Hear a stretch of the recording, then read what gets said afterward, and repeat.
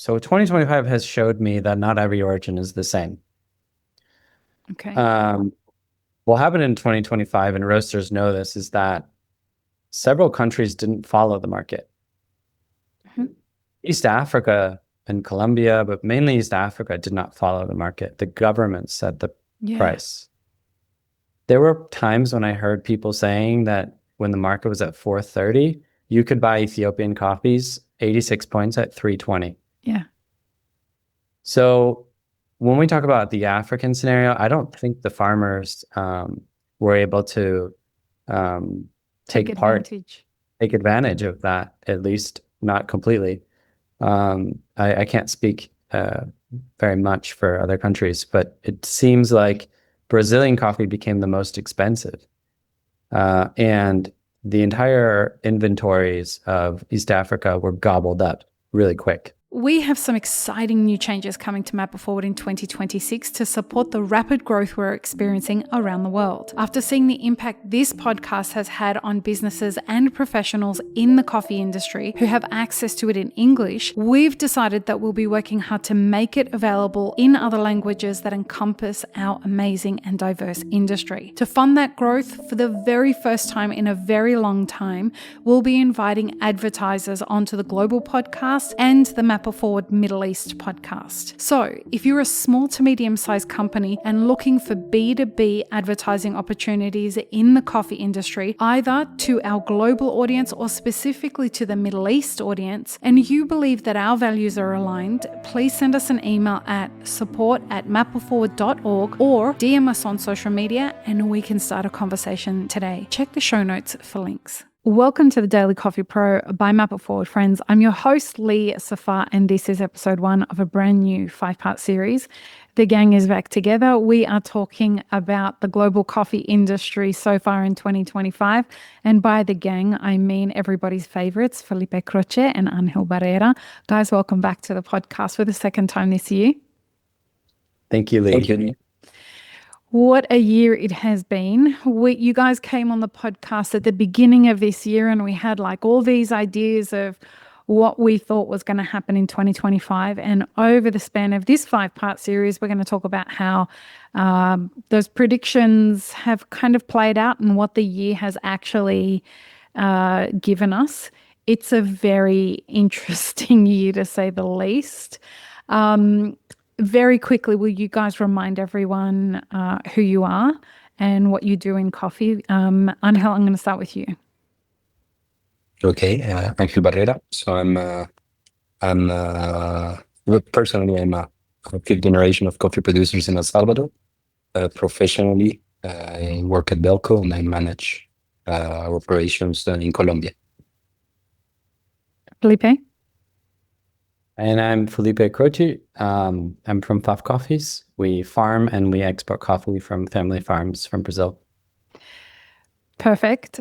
When you guys come on the podcast, people hang on to every word you say and people send me a whole bunch of things about what your opinions are.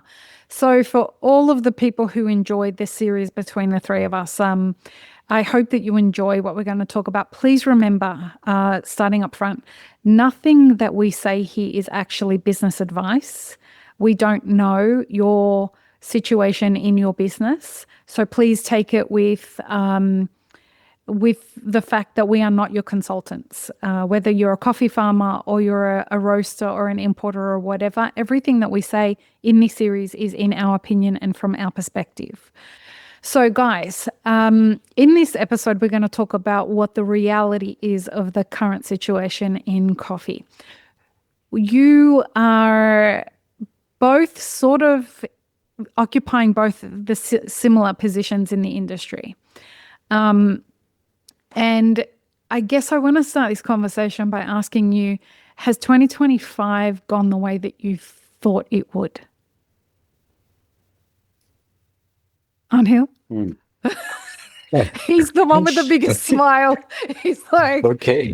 What fucking question is she starting on? Go on. Absolutely not. Really?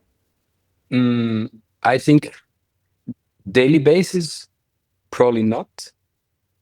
But maybe in a way it it did go how we could have previewed in a sort of beta test. It probably was not the one that we thought, but one is actually happening. Mm-hmm. Why do I say that? Well, daily basis on my work, I think I'm doing more or less what I thought I was gonna do, business wise. But then it has been. I remember the first time we came to the podcast in January, we were saying, how do we see the market? And I think it's very important that you say that is our opinion. I always say this to farmers or to roasters, when they ask me, I said, this is my opinion, is what I think is going to pass, but I'm not sure. If I was sure that it was going to pass, you wouldn't see me here, I would be, I would be rich doing other stuff. We would be millionaires, multi-millionaires. And I remember that we discussed, and Felipe said it in a moment, that possibly the market, we will see it going up. But then if the forecast of next year's production in Brazil actually were larger than expected, or again to what they're supposed to be as they're being in this year, probably we'll see the market drop. And I remember, as you said, that people wouldn't like to hear that on the production side, but it's sort of what we start seeing in a moment, when we see the market going back to 300. But then there are some movements that I can't possibly explain anymore. I think there is a lot of troubles in the production industry, that's for sure. But I think we are following a lot of market manipulation as well. And I'm a man of fundamentals, and I work what I do. So there are some things that I can possibly tell or imagine why they're happening. How about you, Felipe? Did this year go the way that you thought it would go? Yes and no. In general lines, I think yes. I think a lot of what we predicted has played out. But in reality, I would say much more intense and exaggerated than even we could have imagined in a lot of ways. And living through it is a lot worse than just sort of sitting here and predicting, yeah, this is going to happen. The day-to-day has been really intense and a lot worse. And I think for a lot of business owners, there's just no break for anyone in coffee anymore. It's just full on. You have to be really on the ball all the time, and everyone's really hands-on. So there's just no room for mistakes anymore. So it's a very intense year. I don't think anyone's going to go through 2025 completely unscathed. Yeah, I think in general lines, we can go over, I agree, with Angel, a lot of it doesn't make sense. So I think there's a lot to be picked apart. That's a really interesting perspective from both of you. The idea that a lot of things don't make sense and a lot of things have surprised us, I think mainly in the intensity of what it's all taken. I think if people were to go back to our series from earlier this year, we were trying as hard as we could to warn everybody about what we think. Even when we spoke last year, we were trying to warn everyone that this is going to get rougher. And I think that even though things are tough on the consuming side of things, I don't think it's gotten to as tough as it's going to get. I think that it is more intense on the production side of things. And I'm wondering if you guys can give us an insight into what the vibe is at origin in different origin countries right now. I know you guys can only speak from your perspective, but as you guys are both producers, you guys are both around producers all the time. You're also both exporters. So what is the sentiment around everything that's going on?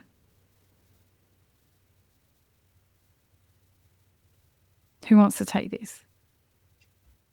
You want to start this one, Felipe, or should I go? Sure. It's very chaotic. It's very confusing. And people don't really know what to think anymore. We're seeing the majority of producers flourish. Places where I used to drive and see Volkswagen Beetles from the 1980s. Now I'm seeing Toyota Hilux, brand new. And I'm seeing farmers buy more land, plant more coffee. So in some ways, that was one of the things we wanted to fix in coffee. That's finally happening. A lot of people are giving up on specialty, like we said, and just cutting corners and selling to commodity. We're seeing commodity extremely competitive. We've seen commodity market overtaking specialty. And so there's not a lot of specialty coffee, great coffee available. And we're seeing a lot of confusion with farmers. They don't know if they want to sell anymore. At the moment, we're seeing things like producers taking barters to not sell coffee. So they take a loan and wait for coffee to go up. So I mean, imagine having holding a stock that's going up 40% in 1 month. Do you want to sell? Probably not. So it's just, it's a lot of confusion and, 5%, 8% swings daily. It's a lot of anxiety on what's going on. So that's definitely driving some confusion in the local market. Something that you said before I bring you in on what you were going to say, Angel. I want to pick up on something that you said in our last conversation where we were talking about, maybe it was you that said it, Angel, that this has changed from being a buyer's market to being a seller's market.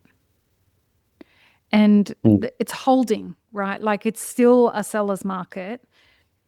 Are sellers happy with the volatility that has been introduced to the situation in 2025 at origin? Well, I would say you have to take it. So 2025 has showed me that not every origin is the same. Okay. What happened in 2025, and roasters know this, is that several countries didn't follow the market. East Africa and Colombia, but mainly East Africa, did not follow the market. The government set the price.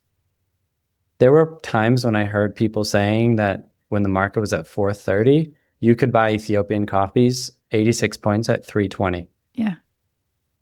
So when we talk about the African scenario, I don't think the farmers were able to take advantage of that, at least not completely.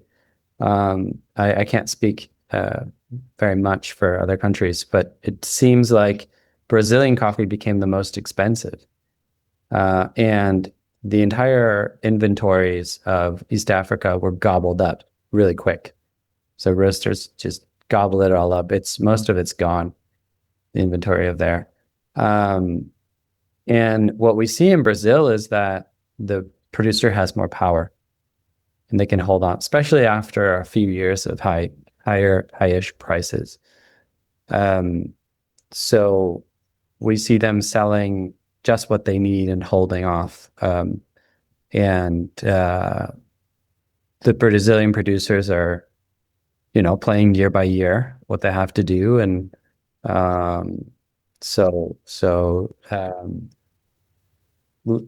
have all kinds of relationships. We have great relationships, but unless we have a formal contract locked in with roaster and producer, we need to have a reference point. I can't go to a producer, even if our roaster asks me, look, but it's been relationship, but I can't go with the 350 C market and use a 250 C market reference. I just can't do that. So I think the only real direct trade relationship is a formal contract, a formal agreement over many years. And that has to be worked out. So I think it's been really confusing for several people in the industry because there's a conflict of interest right now. What the roaster wants and what the producer wants is not aligned. So it's not even close, right? Like, it's not like it's a little bit off where they could find a way to have some mutual ground. The distance between it is so far. The farm gate is way above what the roaster wants to receive. It's like that right now. So it's breaking a lot of the way that we used to work. So that's driving a lot of stress and then a lot of conversations. And of course, there are relationships that have been worked for many, many years. And I have farmers that agree to lock in at lower prices. But again, we're going on 4 or 5 years of this kind of conversation, asking for, since COVID, we've been asking for farmers to help roasters and margins going down for exporters and for everyone. So it's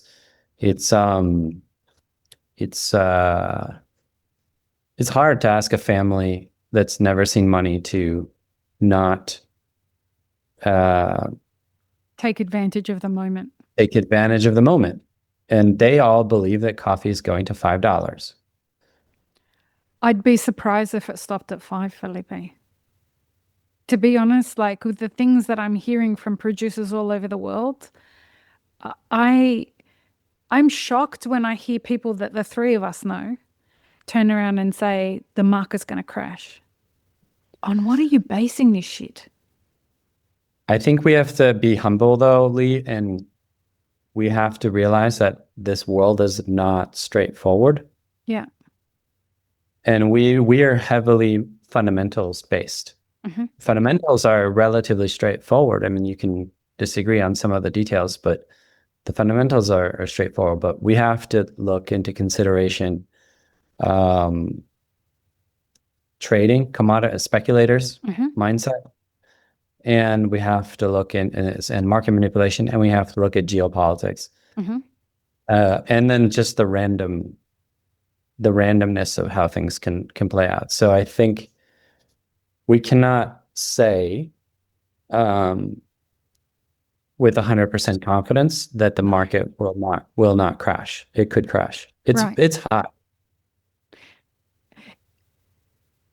But at the same time, if we do look at fundamentals, I mean, I guess, and you raised something really important there. 2025 is the year that I think we're seeing that everything we thought we understood is out the window. Would you agree, Angel? Yes, to go back on what Felipe was saying, I think the first thing is that we saw that Brazilian farmers have another reality than the farmers basically all over the world. Because even if you are a large state owner in another country, at the end you don't have the strength of a group of large farmers together that we have Brazil. So I think we saw it. We clearly saw it.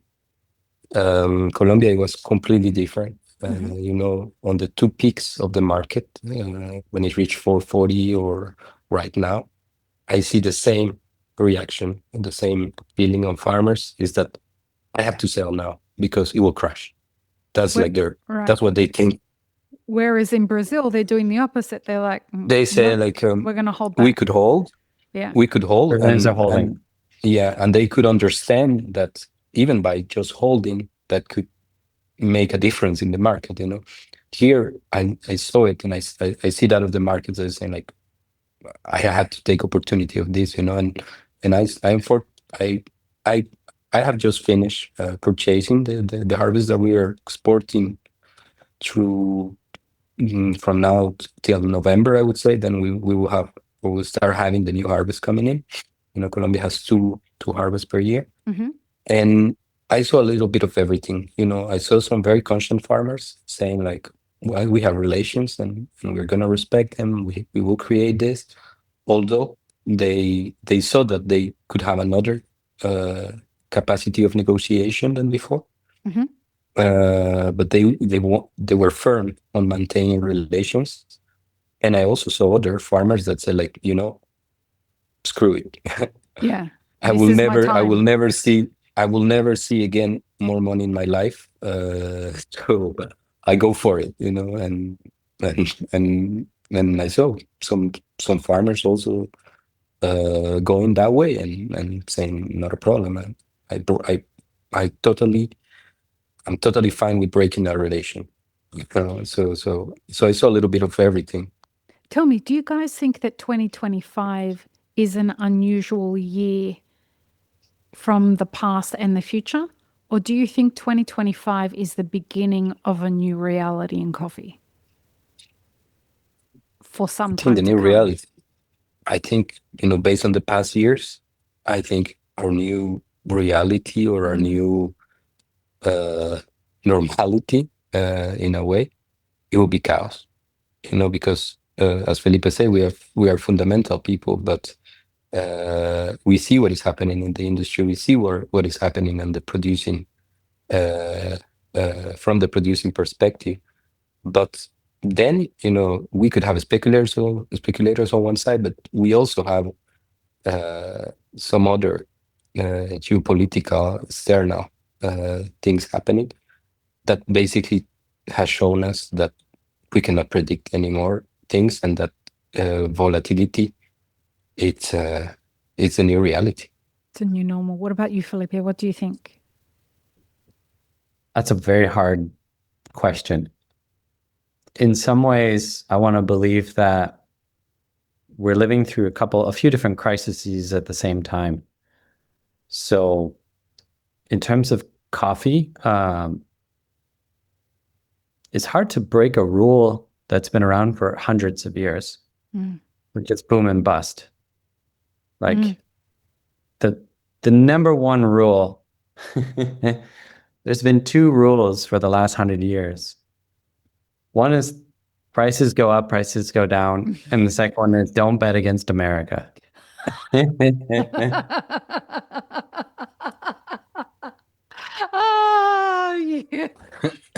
And I wouldn't put money on either of those things right now, would I you? don't know how you feel. I don't know how to feel about both of those rules anymore. So every rule is an exception. But it's like both of them are being questioned. Both of those are going to crisis at the same time. I think that 2025, in terms of coffee instability, seems to me a higher instability than we should see in the future. We have had, at least from Brazil's standpoint, the worst drought in the last 50 or so years in August and September. Wow. There was no way. That was last year. Last year. A year ago. Okay, I thought you meant this year. I'm like, Yeah. okay. No. This year, everything's completely different. But there was just no way we would not be where we are. I mean, I was saying that to you in July last year when the drought was not even as bad. It was getting bad, but it wasn't as bad. And then we talked about there's just no way that we wouldn't be in the situation where we are, a shortage of coffee. Otherwise, coffee you can plant it in the desert because it does, need water. 100%. So I do think that the 2026 crop, and we can talk about it, it's already showing problems. Already not at 100%. But it could still be a good crop. And then I think coffee is becoming profitable again. A lot of people are planting. So we should see, we believe that from 2027 and on, we should have more coffee in the market. And so from a coffee standpoint, I do believe that in a couple years' time, we should have supply. And that should balance out the market a little bit from buyer and seller. That should go back a little bit to a little bit less crazy volatility in the C market. On a geopolitical standpoint, I don't see why things would go back to what they were. I don't see why the world should go back. We've got 3.5 years of Trump left. I don't know what's going to be left. I grew up in America. I love America, but I feel for people. I don't see how we go from where we are to less volatility. You know, the powers that be are locked in to a power struggle, and there's a lot of people making money on that. So we're going to be stuck with what we lived in the 90s, in the 2000s, maybe even earlier than that. I would not expect that up until 2020. I would not expect that kind of stability geopolitically and monetary currency wise. So in that sense, I do believe we're in a whole nother world. And that kind of volatility is what we're going to talk about in the next episode, folks. So we've laid the foundation for what the reality is in 2025, and now we're going to explore what the forces are that are driving the volatility. So join us in the next episode.